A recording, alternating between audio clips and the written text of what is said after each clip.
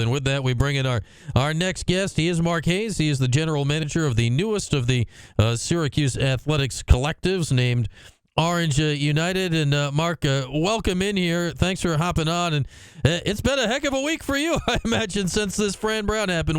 What's the last week been like in your neck of the woods? Oh, this has been an amazing week. It's nice to see the enthusiasm and support from the Orange faithfuls. I know there wasn't a lot to cheer for this year, and I know now that we're going to a bowl game, but on the NIL front, from Sunday at 10:30 at night till Wednesday,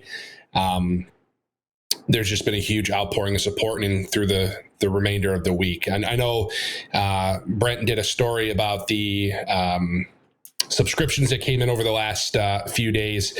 People on the message boards were trying to tally it up and say, oh, that's it. But really, we've been doing this since the beginning of September. So this was just a nice little spike to give Coach Brown and the rest of the coaches at SU the resources we need to retain and recruit the teams that we need. Yeah, and you look at the numbers, and you've been with this for about 3 months now, Mark. It's a new endeavor with this collective, and you say you can subscribe in various ways. You can give money, you can subscribe monthly things, you can kind of do it however you want. Like the giving this week was it very specific to football? Was it people just inspired and giving to the general fund you have? How did that break down on your end? I would say it was about 80% football this week. Generally in the beginning, it was all sports or men's basketball and men's lacrosse. Mm-hmm. Some women's basketball trickled in there as well. But I think for our fan base, having the power to say, hey, I wanted to go to a specific sport. If you were an alumni that played that sport, if you have an affinity for women's basketball or women's lacrosse, you can really make a difference on a crowdsourcing level. And it's the whole idea of the collectives, we're all in this together.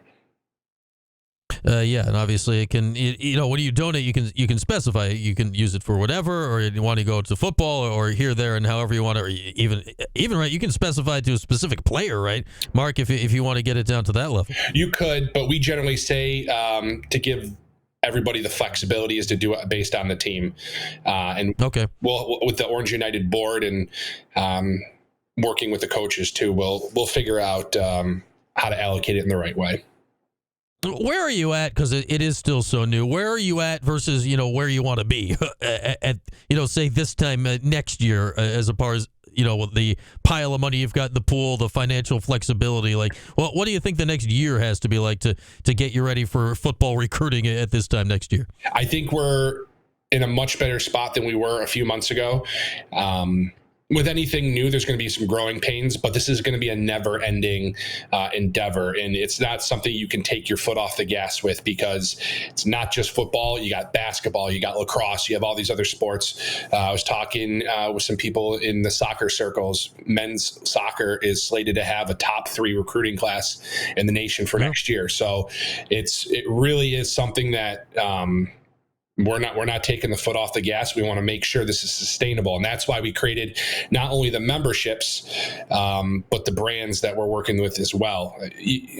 It's tough because major gifts and donors it's not sustainable. You could have a bad year and the faith in a certain team or for a certain sport just kind of dwindles and you don't have that support. So we really want to create this where every month, something is coming in that we can be competitive moving forward. Yeah. Well, what's more important to you as you try to build this long term, Mark? Because obviously it can go right. Like some people will say, "Oh, here's $1 million," or "Here's $100,000." Well, that is well out of reach for most people that are listening to us. How important in the grand scheme of things is somebody that's like, "Yeah, here's $10 a month"? It's everything, because at the end of the day, you're investing in your product. If you're a season ticket holder, you're investing in the name of your school if you're an alumni. I think a lot of times now when we talk about Syracuse athletics and the conversation I have with friends, they go, "Oh, remember when we won the national championship?" Or remember when Don McNabb threw that touchdown against Virginia Tech? I want to be able to talk about Syracuse athletics on a grander scale with today's players, with today's teams. And I was telling people on the quad when we first launched, I was like, we're here at a noon game for Clemson. And Do you like 3:00 games? Do you like 7:00 games? Do you want to be playing these bigger opponents? Because at the end of the day, this is going to be an investment in your product that you're spending your hard-earned money on. So it's really just showing support for the athlete and your community as well. Mark Hayes is with us. He is the GM of Orange United, the preferred collective of the Syracuse athletic department. And Mark, the main reason I wanted to have you on here this week is obviously Fran Brown is here. There's excitement about the football program. We know Fran's lead attribute is recruiting, and he's got a bunch of dudes on campus like literally as we speak. He just tweeted out a picture of the Syracuse quad like a few minutes ago. So he's literally on campus right now with potential future football players. How is the interaction like? Is Orange United involved in a recruiting weekend in any way? Can you be? What is the relationship like specifically to what Coach Brown is doing like tonight? Right now, we're leaving it up to the coaches. I mean, he just got into town on Sunday, and he literally, as soon as the wheels went down on the flight, he was at work. So we're just here to support in any way we can, have those conversations set. So when the time comes that he can move forward with these relationships, that he's got what the resources he needs. So there's still a lot of work to do. Is that something, Mark, where you generally hey, here's ballpark what money we have available right now, so you're not overpromising the situation, or how do you deal with a situation like that? I think we're just going to be flexible with whatever he needs, and we'll have those higher level conversations with the more impactful alumni and donors that can help. I think it's going to be that urgency on their end that you can't really just go to him like a donor or a booster and say, hey, just give this to us at this point when there's really nothing in the works. So I think now that people see that we have these 4-star recruits, potential 5-star recruits, there's going to be more activity, especially over the weekend.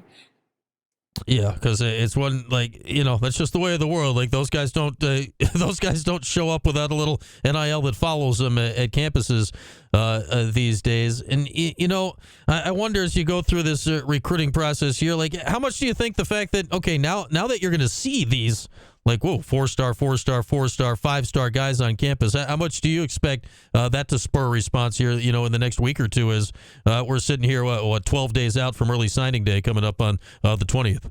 I mean, it's already happening right now, man. I see stuff coming up on my phone right now. So these conversations are happening hourly. So I think as people see what the type of people that are coming here, that the response is just going to be overwhelming. What's it like, playing within the rules here, Mark? Because, the rules are what they are, but they're still kind of a little nebulous in what can be done, what can be promised to, high school kids. Like, what can you do from your position in relation to, a kid that is just a high school recruit right now? Or is it hands off from your perspective until they actually sign their letter of intent? It's hands off in that regard. I'm making it a priority to stay in the black and white and not in the gray area, because at the end of the day, NIL is changing every day, and we want to make sure that not only the perception. And it's tough because people see, the amateurism of college athletics has gone away, or, hey, why are these student athletes getting paid? But it's an opportunity to empower and support them in ways that hasn't been done before. And a lot of these student athletes, most, if not, there's a good chunk that are on full scholarships, but some of the more Olympic sports, they don't have full scholarships. They're paying their way. They're paying for their books. They need money to live and kind of enjoy themselves. And why shouldn't they? But at the same time, we want to make sure that it's done in the correct way so people feel comfortable with what we're doing. So we kind of stay hands off on the high school side until there's a conversation to be had. Yeah, because, you look at it, and you said at the start, there's some of this money that will be used for in recruiting, like new players. And I think what we've known NIL around here up till this point has been more the retention aspect of, can you have money to keep guys in? How much is the hope? Obviously, you still want that, but how much is the hope to utilize it more, I guess, in talent acquisition going forward than just talent retention? My main focus is just like what you said on the retention side right now. I think we have a great group of players that bleed orange, that know the system, know the traditions, know that what we're trying to achieve, and we definitely want to keep those. And I think that's the main focus. And then whatever happens afterwards, we're going to be prepared and put the coaches in the best position for success. Mark Hayes is with us. He's the GM of Orange United. And, Mark, I don't know if you saw this story from earlier this week, but Leon Lowry, a Syracuse linebacker from last year, he hopped in the transfer portal. He's going to Wisconsin, but he had a very weird weekend in that, like, he was going there, then he got an agent, and an agent got involved, and it became messy with NIL. Then he kind of, ditched the agent. Now he's back going to Wisconsin. How much of this stuff are you seeing out there where, there's 19, 20, 21-year-olds, smart guys, smart young ladies, but this is a whole crazy new world where, you don't really know what you're dealing with and who you're dealing with on a day in, day out basis. Yeah, I mean, I wish him all the best, but it's situations like that really take the positive aspects of this out of it, and people tend to look at the negative. And I think at the same time too, the reason why this collective is going to stay in the black and white is to build trust, especially with the student athletes, because there's a lot of people out there that are trying to capitalize it and for their own benefit. And these kids, at the end of the day, they're still kids. They're 19, 20, 21-year-old kids, and they don't understand about these contracts. And you see the horror stories about them signing away their rights in perpetuity. And we really want to educate them to have something they can take if they go to the next level or go into the workforce when their playing days are over. But it's a sad thing to see. And it's kind of murky in that regard. Yeah, for those that haven't yet, the Athletic did I think it was the Wisconsin reporters on there did a very long article on Leon Lowry's weekend. It was wild, man. He had a wild 48 to 72 hours that thankfully has worked out okay. We like Leon when he was here and wish him the best out there in Madison. But man, it is crazy what's going on out there. All right, Mark. Before we let you go, let people know how they can get involved in this going forward. Yep, head over to orangeunited.com. Check out the memberships, the way you contribute. No levels too small. We're looking to do this as a collective, so everyone's in this together. So be sure to go to orangeunited.com, follow us on Twitter and Instagram as well.